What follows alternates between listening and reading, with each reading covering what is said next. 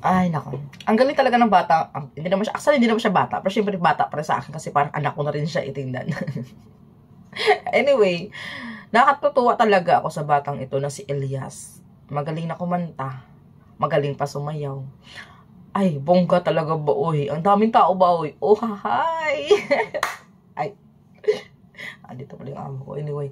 Pero ang ganda kasi ang daming mga babae babae, lalaki lang talaga guys ha. Ang talagang nag-aano sa kanya, nahihiyawan sa kanya. Alam mo ang pinakamaganda sa kanya, yung smile niya. Yun.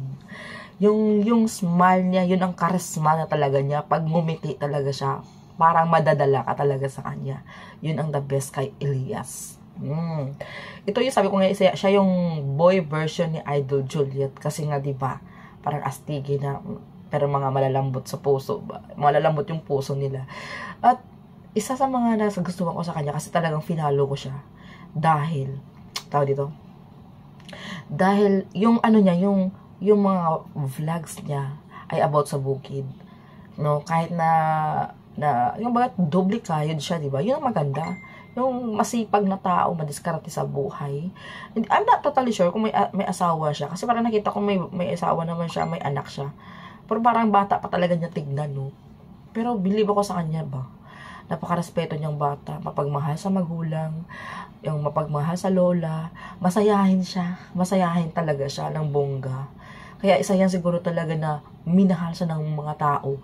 Kasi guys, ay, dinaig pa talaga yung may concert ang artista guys ba, as in ayan, pinapakita ko yan, basta yun lang yun ang sinasabi ko talagang kaya nakasubaybay ako sa kanya ba, at nakakatuwa din yung mga vlogs niya, basta yun lang siya, happy lang talaga siyang bata, good vibes lang talaga siya, at makikita mo yung marunong siyang rumespeto talaga sa kapwa, lalo na sa babae.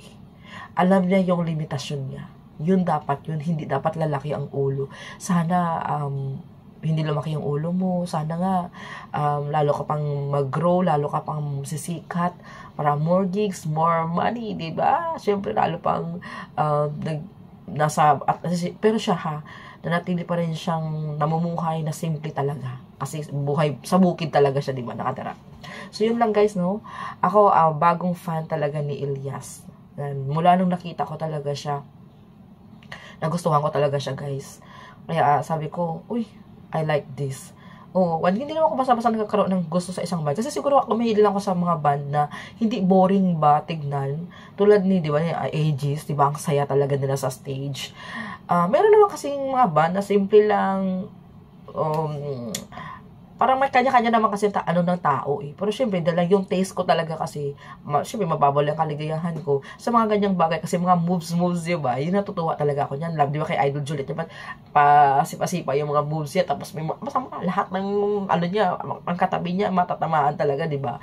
Pero yun ang mga moves na makulit talaga si Idol Juliet. So, para sa kanya ng boy version na Idol Juliet pa. Kaya sana nga, no, pagpatuloy mo lang yan, Elias, no? Isa na ako sa bagong fan mo ngayon. Talagang nakasubaybay din talaga ako sa'yo. At na-amaze talaga ako sa'yo sa pagkatao mo, sa talent mo, sa pagiging charming mo, sa pagiging masayahin mo. Yun lang. 갑자기 내게 나타나준 너, 난 아무 말도 할 수가 없었지. 첫눈에 반한다는 이야기가 널 보는 순간 이해가 됐어. 매번 야야야야야 불러 널 야야야야 내 맘을 고백하려고 타이밍만 보는